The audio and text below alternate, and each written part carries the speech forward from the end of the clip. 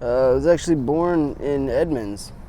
Yeah, I was born here, and then we moved to Arizona for like a couple years when I was a baby, and then to Michigan, all the way up until I was about 6, and did 6 or almost 7 or something like that. And that's when we came back here.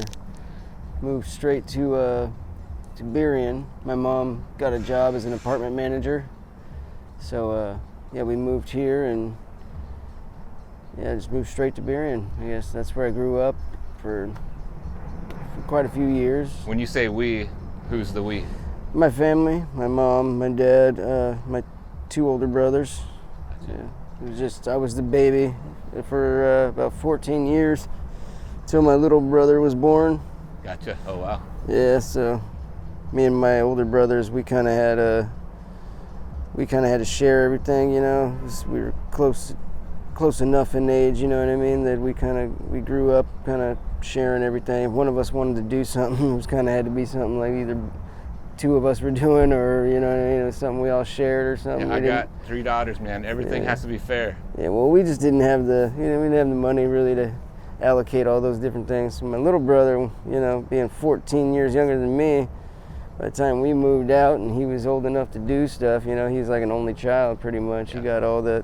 He got to enjoy all the lavishings of whatever he wanted, paid for it.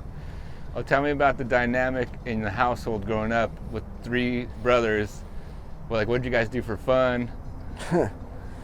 There were a lot of beating each other up and, you know, a lot of that, you know, but mostly just like most regular kids, you know, go out there and get hurt doing whatever and doing stupid stuff, come back. And I grew up in an era where, you know, it's like, you know, you don't come home until the street lights are off, you know, or turn on, you know. Yeah, same. Yeah, so you better go do something.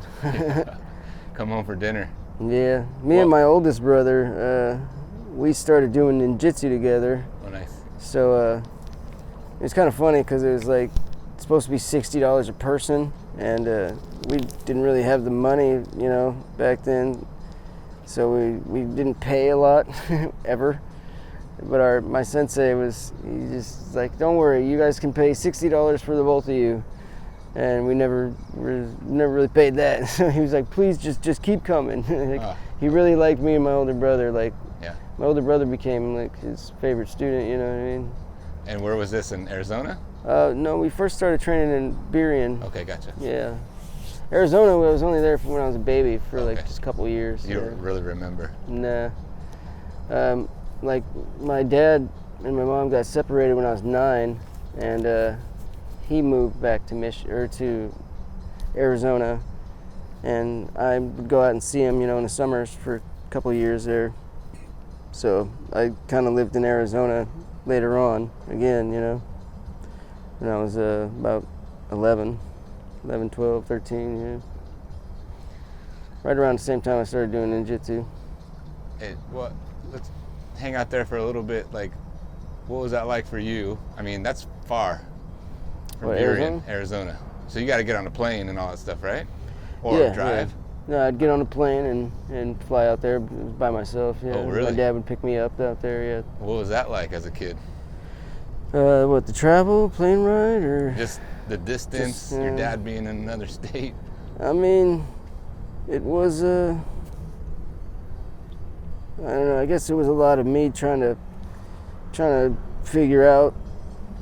I guess I didn't really realize the whole needing to cope thing or anything like that, because we were just kind of used to dealing with the suck for so many things that, I don't know, I guess it was just a normal thing, I guess. It was just, change was pretty common for us when we were little. We moved a lot and all that, so me getting on a plane and going out to Arizona to see my dad, you know, it was excitement mixed with, I don't know, I guess a lot of wonder of how I should feel about everything, you know, about the separation and about, you know,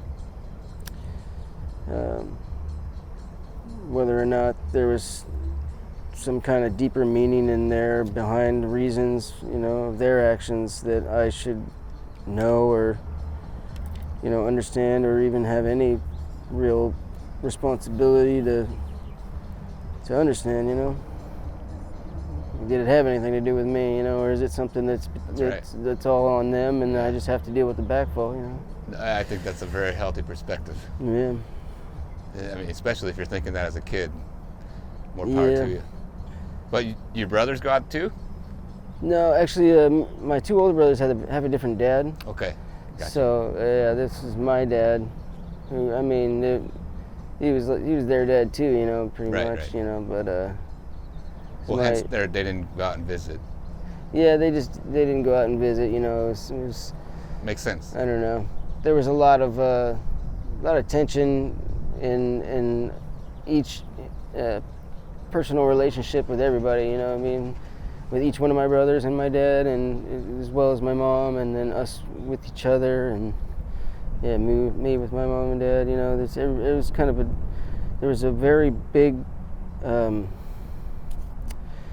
guess, a wide range of a spectrum that each relationship fell in with that household, but yeah, I don't know. I mean, I guess everything seems normal when you're in it, but then you kind of realize as you get older and you move away from it and you see other, types of relationships and how other people work, and you start to realize, how there are a lot of differences in how you were raised and how other people are raised, You look at somebody who's kind of grew up a little rougher like me, and then you look at somebody who's sheltered and you see, not like anybody's better than anybody else, I learned, just different.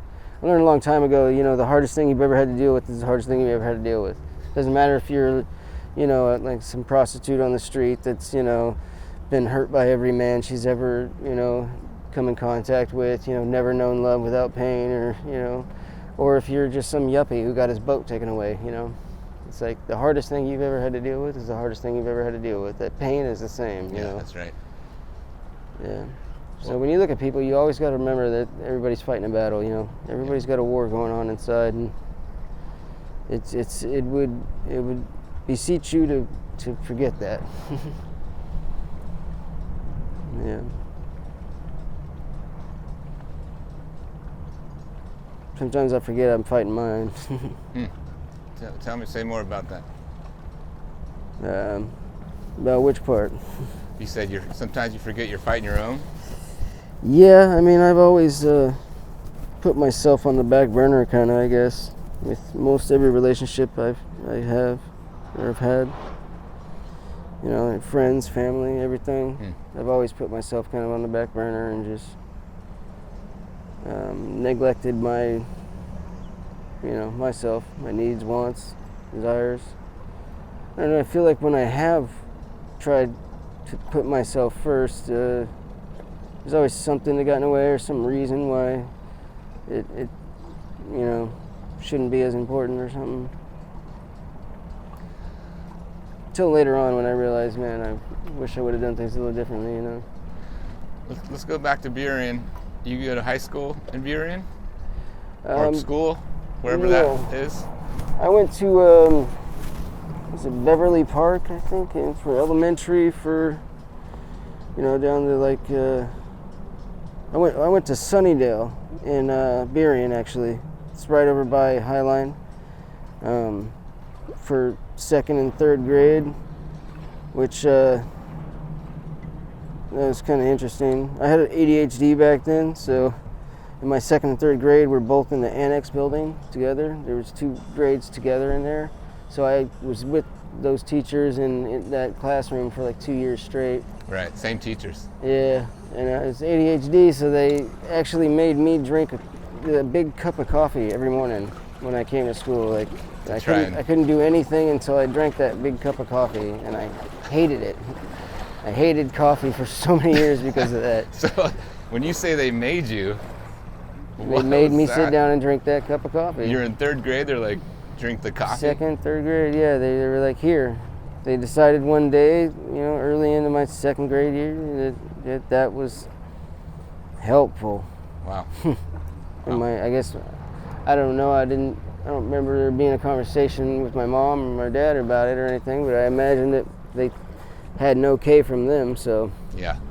I think it's technically kind of a controlled substance, I would imagine. Well, I caffeine. think with ADHD, caffeine sometimes with certain people can. Yeah, it calms me down. Can.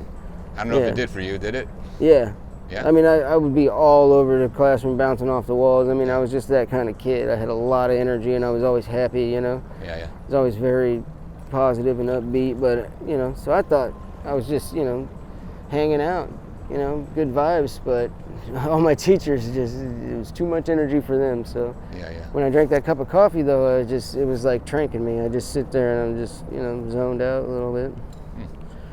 And they prefer that.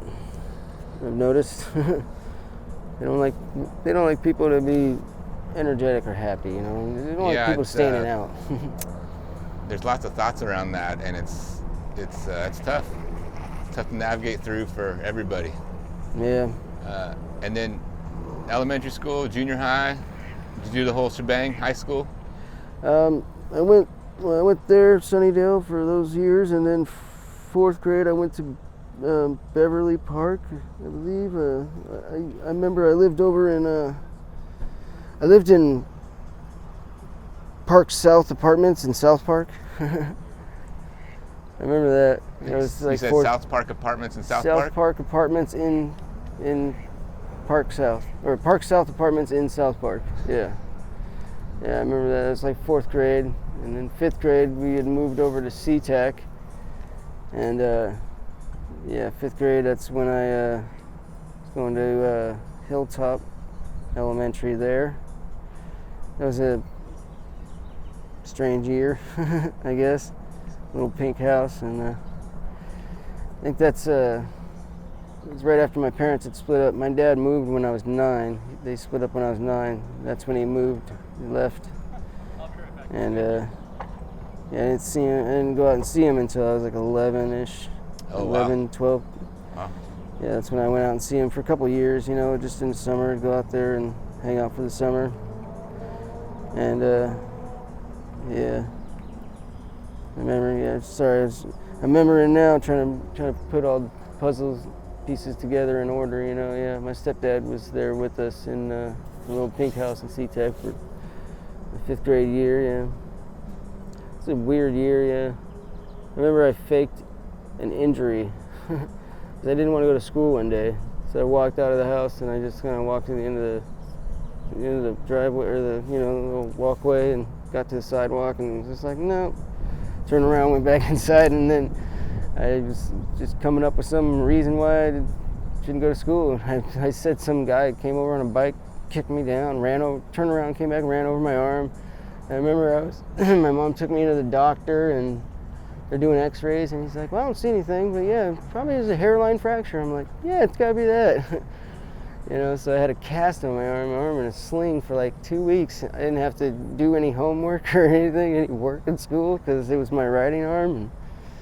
And I remember that. It's like one stupid little lie. It was kind of fun to me at the time, because I, got to get out of doing a bunch of stuff. Yeah. But that's so funny. Like, that story reminds me of, one day I didn't want to go to school, so I just hid in the house. My mom couldn't find me. I just didn't go to school. Yeah. For whatever reason, I don't know. Yeah, I grew up kind of, proceeding to exuberate that pattern, Like I didn't go to school a lot in my high school, junior high school year, especially high school. I just skipped a lot of classes. Like I'd go for first period and then not second period, and I'd leave and go to my buddy's house, go smoke or something, or just go chill, and then I'd go back to school for third period and something. The teachers were like, well, how are you, like, your attendance is great in these classes, but for some reason right there in the middle you're late a lot or not there. And I was the kind of kid that, I don't know, it's like most all my classes I'd just show up and I wouldn't really focus. I didn't pay a lot of attention to the teachers and stuff. I mean, I was very good at soaking up information. Like, I tested well. All my teachers thought I was cheating, like, almost my whole life, like, in school. Like, all my teachers thought I was cheating because I would just goof off in class. I wouldn't pay attention, and I didn't always do my homework. And, but, like, it would get to a serious point where like my mom's going in and having to talk to the principals and the teachers together and all that, and they're trying to figure out how to deal with this issue, and my mom's like, test him, you know, sit him down by himself and test him. Like, he knows this stuff. He's doing, you know, he studies this stuff, and every single time they could just, you know, be getting like acing it. I remember one year my mom went in with my teacher, went in to talk to my teachers, and like the whole year I hadn't done any homework, and they're, you know, worried because I was about to get set back a grade, and my mom's like flipping out, like, I've seen you doing your homework, and I'm like, yeah, it's probably in my backpack. She's like, what? They opened it up, and like all my homework for the whole year is there in my backpack, done, completed, and it's not turned in. And she was really upset about that. Like, well, I mean, looking back now at that, whatever, 15, 16-year-old kid, why do you think you weren't handing it in?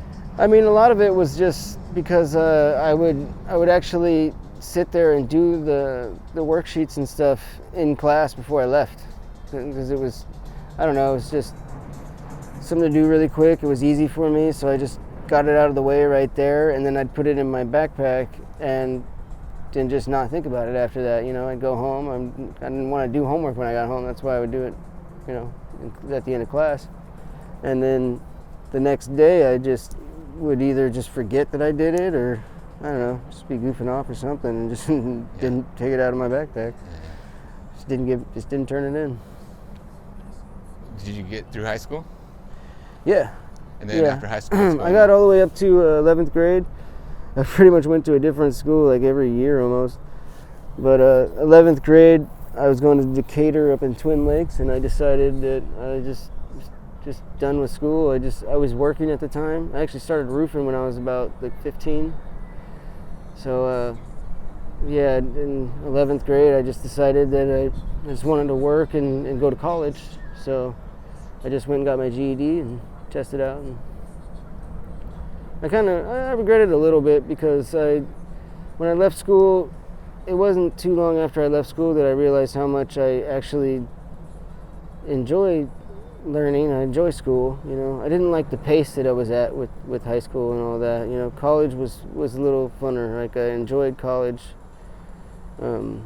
just the setting and the way everything's formatted. You know, it's a little bit more my pace. Maybe it's because I was in a hurry to be an adult. I don't know. But yeah, I mean, I enjoyed that a lot more. Wish I would have stayed for that last year of high school, kind of, you know. Well, high school, a lot of it's such a social gathering. Yeah, I have a big, you know, issue with how, you know, school is kind of formulated. I mean, if it was structured a little different so that, you know, kids are actually getting more of a benefit out of it, I mean, I think there should be less push on all of this, just going to college straight out of high school and doing all this stuff that you don't really want to do, you know, just because you're expected to jump through these hoops to look better on paper or something. I mean, you should allow kids to have more options, you know. The world needs ditch diggers. There's nothing wrong with people, you know, putting a little bit more focus on a trade or something, you know, something that's easy to kind of get an understanding of, that pays good money, that they can get right off the bat, and then think about, you know, you should definitely have the option more, you know, more kind of represented a little bit in our society, so that, you know, you can actually take the time to just make some money and get the work, you know, experience right out of the gate, and then that'll give you the time to think about what you want to do. Trust me, when you start doing any job, you'll realize what you really want to do pretty quick, you know. Well, I think you're touching on something that's incredibly important. Of, you know, society, whatever, colleges are like, this is what you do, and lots of people don't stop to ask and say why. Yeah. And that's just one example. There's lots of examples like that. I don't know if it's a problem, but I would say that's my problem. It always was, is I asked why too much. Like, I questioned everything. I don't know if you can, question everything. I questioned everything, and I was always looked at like I shouldn't be, you know, asking all these questions. It's kind of like how, you know, religion works, you know. It's like you're just supposed to take it on faith, and just supposed to, I mean, that's kind of the way that it works, you know, is that you just believe, you know, and you're not supposed to understand everything. And like that doesn't make any sense to me. You know what I mean? Like there should be more answers. You know, that's why I struggled with religion for so many years. I was actually a Buddhist for most of my teenage years. Oh, nice. Yeah. Well, what's going on? I don't know how old you are now. I'm 37 now. What's going on in your 20s? You're in college, studying anything in particular or specific? Yeah, I went to community college there for a bit. I was just taking all the regular classes, you know, and general ed stuff. Yeah, I just I was doing that whole thing, and then I don't know, I just didn't ever get through it enough to get the degrees and stuff. I get bored easily, I think, and I think I enjoy working on. I know personally I do better when I'm doing multiple things at once. Like I need to do a lot of different things at once. It's way easier for me than just doing one thing, focusing on one thing. You know. And that's my guess is like that's the way your brain works. Yeah. With ADHD, it's like that helps you regulate. And I've always been very creative. Like I wish, like when I was 16, that's when I started, writing and like serious writing and rapping, doing like music and stuff. And I just made excuses all the time and why I wouldn't, just make videos or record this stuff and get it out there. I always had excuses like I was, needed to work, do construction, so I'm always tired, and it's just a bunch of excuses. I could have actually, gotten that creativity out there and probably been making good money on it by now if I would have just went with my gut on that instead of making excuses. Yeah. Well, I mean, I think we could all go, when I was 16, if I would have stuck with this, it would have been amazing. But now being the age I am, like, and looking at my life, like, I've battled depression for so many years, like, probably since I was a teenager, Like, it got to be, like, really serious depression, I'm always dealing with it, but that just became a norm for me, It's like I'm always dealing with it, so, and I'm used to dealing with the suck. I started doing ninjutsu when I was like, I was messing around with it when I was 8. I actually got kicked into the Crips when I was 8 over there in Burien, and was rolling around with that for a few years, Not really proud of that. I'm not really, I look back at that and I'm actually kind of disgusted with, the people that I used to kind of roll with, like, stuff they had me do is not stuff you have kids do, I feel like it took a lot of my childhood away. Made me grow up way too quick, But like 11 was when I kind of actually started doing ninjutsu, me and my older brother, and by the time I was like 13, I had the self-confidence to just kind of roll on my own and get away from all that stuff, so like that was really a like real critical pinnacle moment of my life, like starting ninjutsu and learning that discipline. That was very, very, very, very important for me. And my older brother, he was a freaking short fuse. And like that was, I can only imagine what he would be if he didn't, start that. He actually was like very adamant about wanting to teach. When we were training, like he was so sure he wanted to be a teacher, and he progressed a little faster than I did after a while. He's a little older, and he was able to get there more transportation-wise, so he kind of had more classes than I did over the time, but I guess getting away from all that stuff really helped. I forgot what your question was. Well, I don't remember either, but I'm curious about your depression. When did you start noticing? The depression, yeah. When did you start noticing that? Probably around maybe junior high or something. I know. It's like, what was it? Like 6th grade is when I have a lazy eye. Actually, was kind of born with the little lazy eye condition or whatever, and when I was little, like my eye actually got stuck in a little bit. I think I was like around 2 or something, because we were in Michigan by that point. Yeah, I kind of got stuck in like that a little, and my parents got a little worried, so they took me into to the doctor, and they ended up cutting the muscle, and it's like actually not what you're supposed to do. I don't know if that's just what they thought you're supposed to do back then, in Michigan, back then, I don't know. But it kind of messed me up, but it didn't really get noticeable, it corrected it, for while I was, that age. And then when I got a little older, my eyes started to drift out. Gotcha. And it kind of, I messed up my focal point. Everything I see with my bad eye, which is my right eye, is kind of like looking straight ahead is kind of like looking out of my peripheral. So I see like you, and I see a blurry you next to you. Now I see that with everything. I've dealt with that my whole life. So in 6th grade, it was like, that was about when I get the balls together to go ask the girl that I like out, you know what I mean? And she's like, "You talking to me?" Gotcha.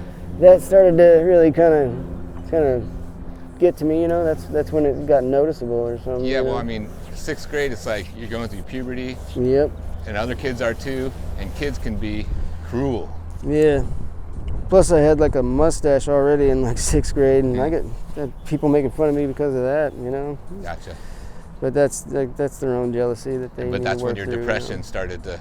Yeah, I would say notice. that's probably when things started to, kind of begin to domino. Like they started to kind of tumble over a little bit. I didn't really realize, what was actually happening to me until later on in life, But it really just seemed like, by my teens and stuff, it seemed like there would be one traumatic event after another. Like, whatever I was dealing with, it was so bad, I would just kind of get through it, and then I would feel like, there's nothing worse than this. Nothing's going to happen. It's never going to be worse than this. And, at least I got that to look forward to, that, everything will be fine once I get through this. And then it's like, as soon as I'm over that hump, like something worse would happen. And it's like just always constant. It's like I never had a breaking point. I never had a break. Like there was always another thing that was worse that came. And like, so never had a chance to breathe and just actually be content.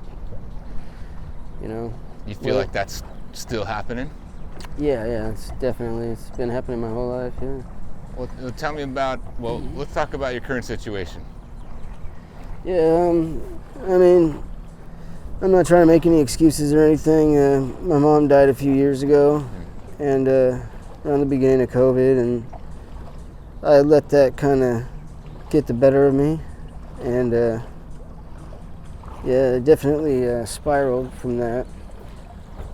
And it took me a while to kind of pull out of that. And so like everything in my life kind of fell apart from that point, Not that there wasn't things that were already, gaining their own difficulties on their own, but... Losing a parent's a big deal. It's a big one. Yeah.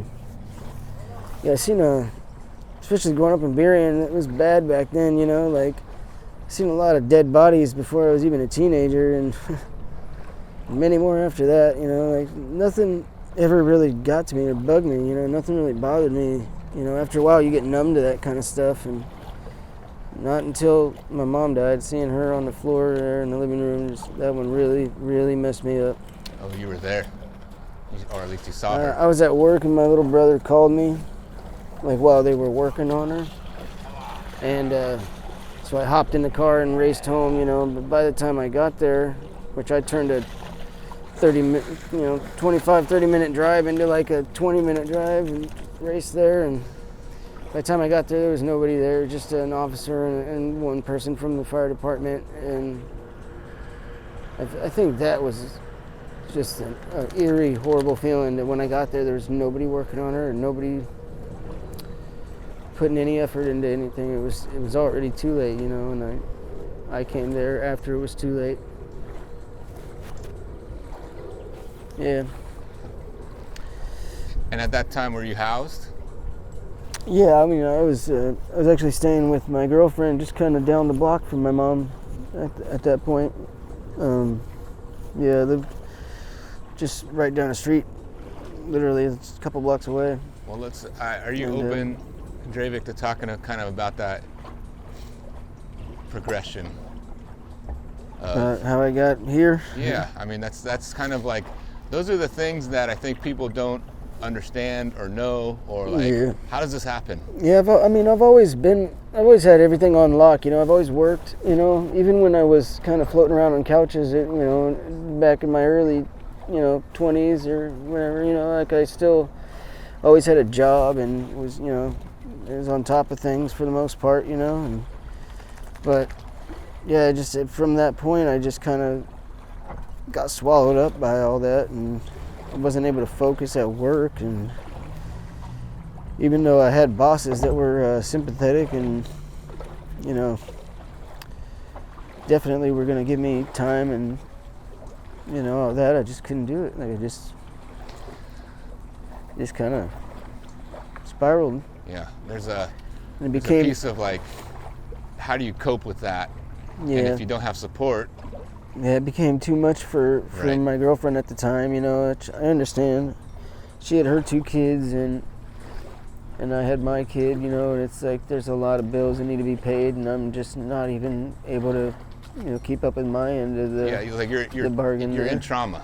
Yeah. Like your body's in trauma, your mind's in trauma, not being able to function.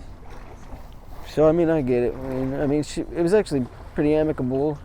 She gave me like a month to move out when we broke up, and Where'd you go? she gave me her van and all that, you know. Okay. So it was very cordial. But I mean, at that point, I kind of went down to Auburn and had a friend that was living down there, and I was actually helping remodel his house and a couple other houses on his block.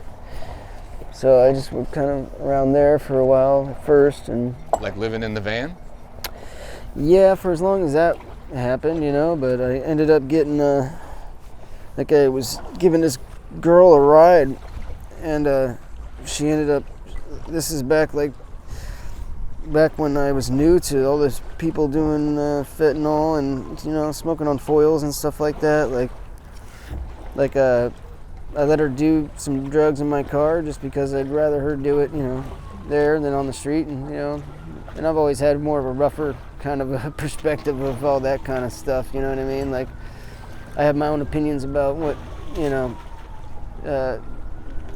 substances I use, you know what I mean? But I'm not too judgmental on other people's or whatever, just because I didn't do it, But I think that was kind of the problem, is because I didn't think about her using what she was using, and like I guess she was smoking on some foils and stuff, and they were kind of out of my sight. So I went to go get gas after I dropped her off at like 3 a.m. I was sitting there at 3:30 at the gas station trying to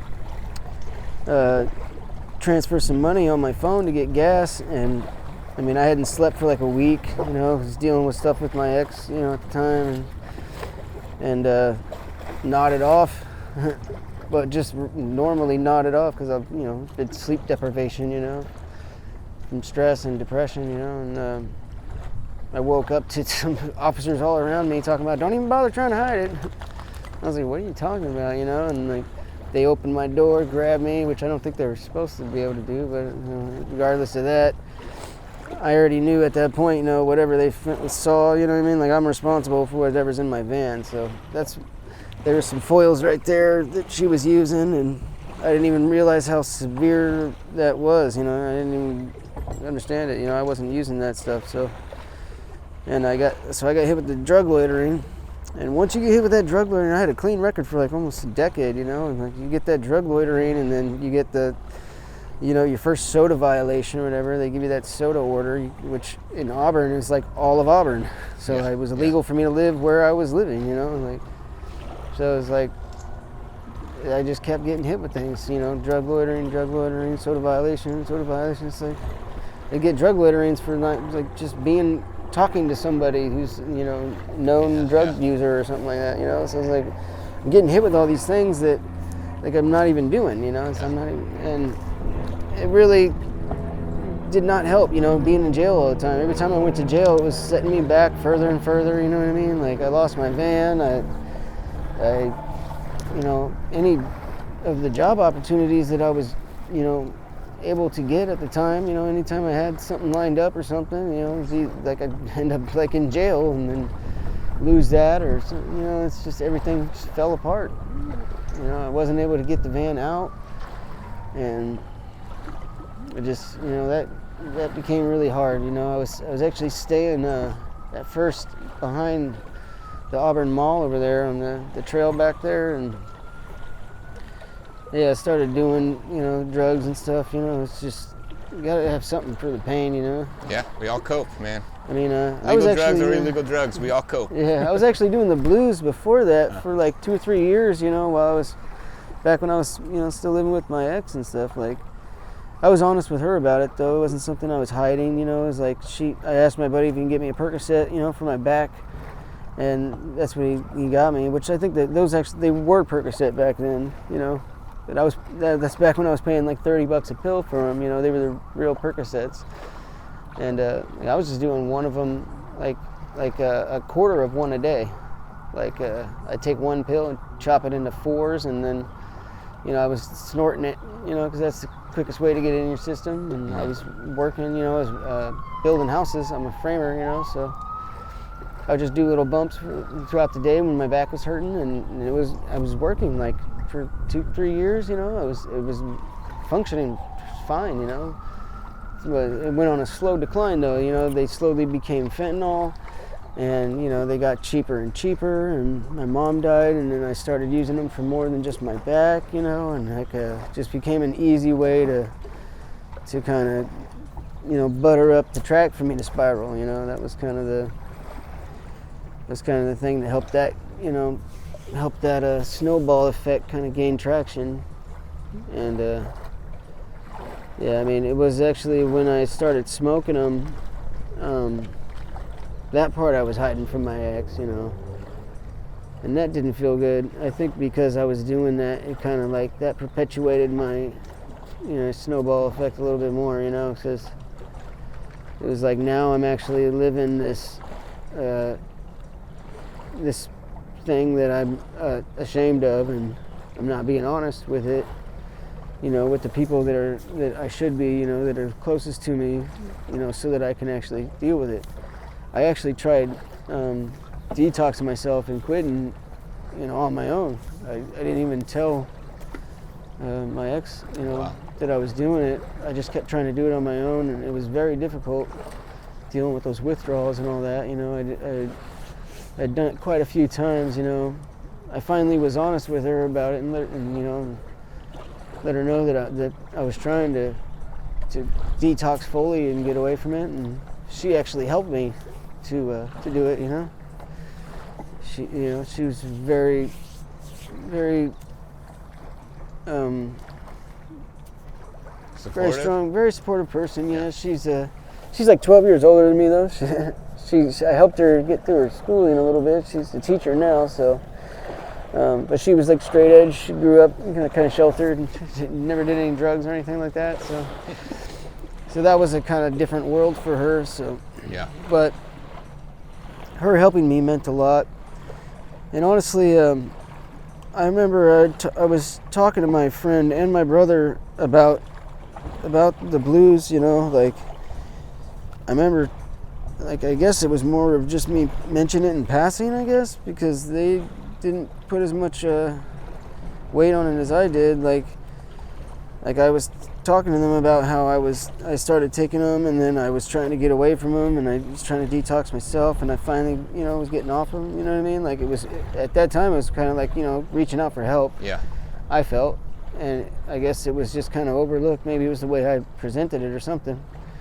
Because it was like, I don't know, maybe like a year later or something, like after maybe like 6 months after I had detoxed, they found out about it somehow. Like, I don't know if I mentioned it to them again and they finally were hearing me or something, or if it was my girlfriend, saying something or something. But anyways, they both immediately started treating me like, I was like this huge drug addict, like I was a junkie. And I remember my brother went around and like talked to my whole family about it. Basically, everybody stopped talking to me. Like, wow. Everybody. They stopped talking to you. Yeah, everybody just started treating me like a junkie. And I mean, this is 6 months after I quit. Like, I wasn't even on them anymore. Like, I was detoxed, and my guess is like, that didn't feel very good. No, that hurt a lot. Like, I mean, they're still looking. I mean, I think because I was off of them and dealing with all the physical pain and everything that I was dealing with before, you know, that's the reason why I was on them, is because I was trying to function, you know. And not having that, I guess it probably made me look like a tweaker or something, I don't know, but that's how I was treated. Everybody stopped talking to me. Friends, family, everybody, you know. So naturally, you know, what do? You start taking them. And you got to cope with that pain. I mean, if you're just treated like a junkie, regardless of, you know, whatever is actually happening, nobody cares, nobody's listening. So yeah, you just start doing it. I mean, fuck it. If everybody's gonna treat you that way anyways, you might as well just do it. Yeah, there's this piece of just like, fuck it. Yeah. Just go for it. Man, I'm sorry. That's painful. I can hear the pain and see the pain, man. I'm sorry. Yeah, it was also my mom died, and it was maybe like a year after that. I found out my dad died. I tried calling his phone, and I had somebody else answer it, and it was a guy I knew that he had been hanging out with. Like, I didn't see my dad, you know, often, but he had just gotten housing and all that, and he, you know, this guy was helping him with his SSI or something, I think, but yeah, he answered the phone, and I don't remember how the conversation went exactly, but I remember he was telling me that my dad died and that he got, you know, carted out of the apartment on a gurney with the blanket over him or something like that, and because I was like, why do you have his phone, you know? And so I double checked. I called his doctor, and the doctor was telling me, yeah, well, he's missed, you know, quite a few appointments lately, so yeah, it would make sense that, yeah, he probably passed, you know, like, and he gave his condolences and stuff, so I just started dealing with that and mourning my dad, and then it was like a year after that, I was talking to my grandma, and she's like, no, your dad's not dead, he's very much alive. And at that point I had lost the phone that I had, so my dad didn't even have a way to contact me if he did, you know, still have my number. And I, you know, didn't even have his number. I got it from my grandma, and I tried calling it a few times and never got through. I haven't talked to my dad since before I found out he was dead. So your dad is alive? As far as I know, he's still alive. I don't know where he is. Oh man. I haven't been able to find him, so. You got his number? No. No, you don't have his number. I'm sure he has a different, right, you know, phone or different number now. And well, hell, maybe he'll see this and reach out. Who knows? That was pretty difficult for me. Like, when you spend a year mourning somebody, yeah. I think that kind of kept me from trying to reach out and talk to him after I found out he was still alive. Because then you're like, or he might not be, and yeah. Yeah, it's probably part of it, you know, it's just a lot there, you know. A lot of fear, yeah. I just went through all those stages of grief, you know. And I studied my early 20s, like, when I left community college and all that, like, I started studying religion and psychology vigorously, like, and that's the problem with studying so much psychology is, like, just because you know what's coming, you know, doesn't stop you from having to go through it, you know what I mean? Yep. It's kind of comforting in a way, you know, it lets you know we're all human and we're all kind of built the same, and, you know, but just like the stages of grief, you know, it's like I tried to even do them out of order, and nope, like, you're going to go through that same as everybody else, even though you know exactly what's coming. I mean, yeah, but I don't know. Yeah, it's a lot of ups and downs for sure. Yeah, and I have an issue with, like, psychs and counselors and stuff, because even before I studied all that, I mean, especially after, it's like I talk to them, and most of the time I just get people regurgitating all the same shit, you know what I mean? Shit that I've studied too, you know, I've read all that, I've worked through these routines, you know, these tools and all that. I understand all that.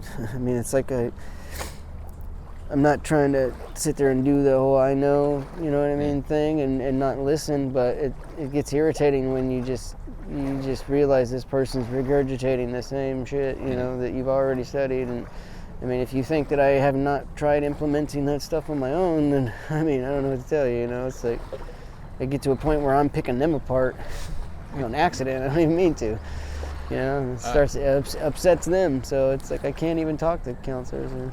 You mentioned you had a child. Yeah, I have a son. How old is he now?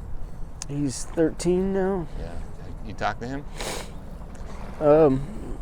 It's going on like a year and a half, 2 years now since I talked to him.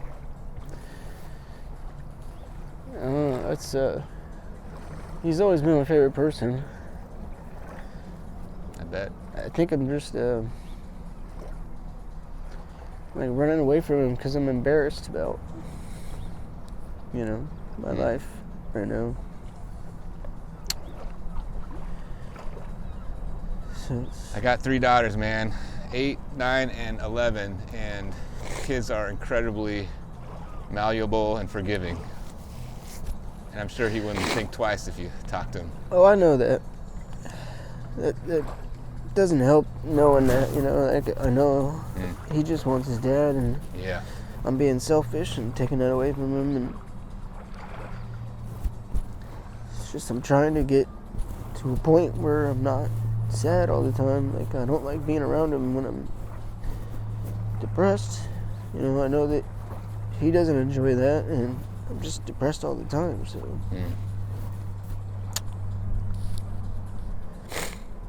And I don't know.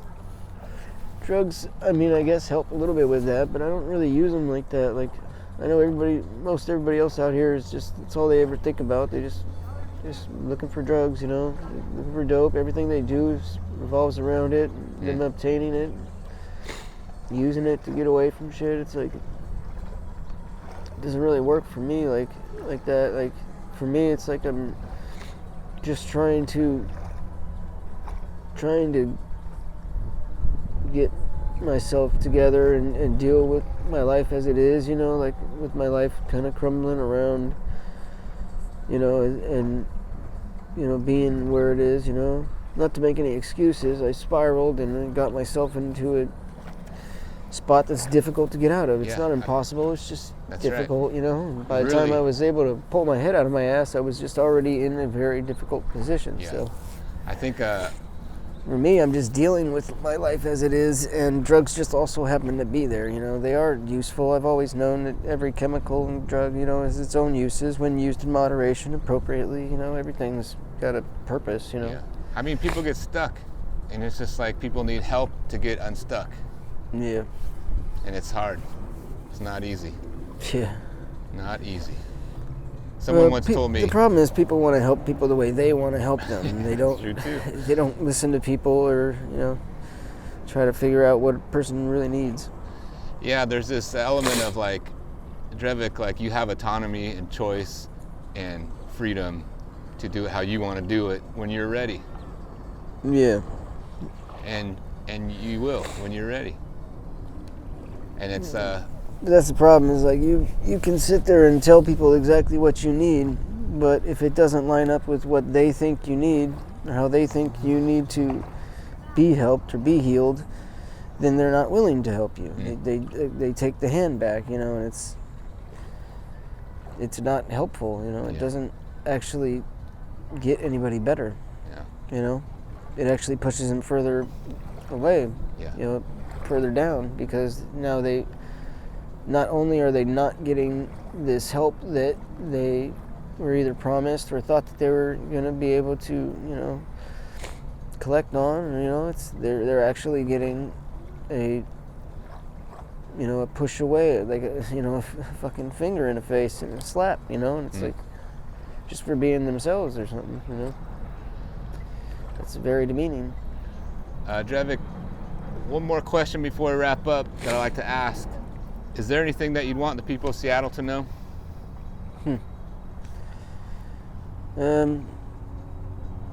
Just remember that everybody's got a battle going on, you know? Like, just because you think you have your stuff figured out, you know what I mean?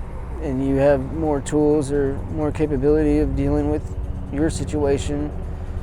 I mean, it doesn't mean that somebody isn't trying. They're fighting a different enemy.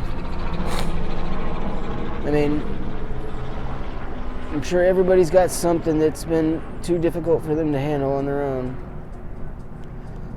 And just imagine somebody having that constantly, all the time, you know? I mean, imagine how difficult that would be. Thanks for sharing, man. It's good to hear your voice. I appreciate your vulnerability and honesty. I know that was not easy. Man, I've always been honest, you know? Good, I'm too lazy to not be. I have a lazy personality naturally, so.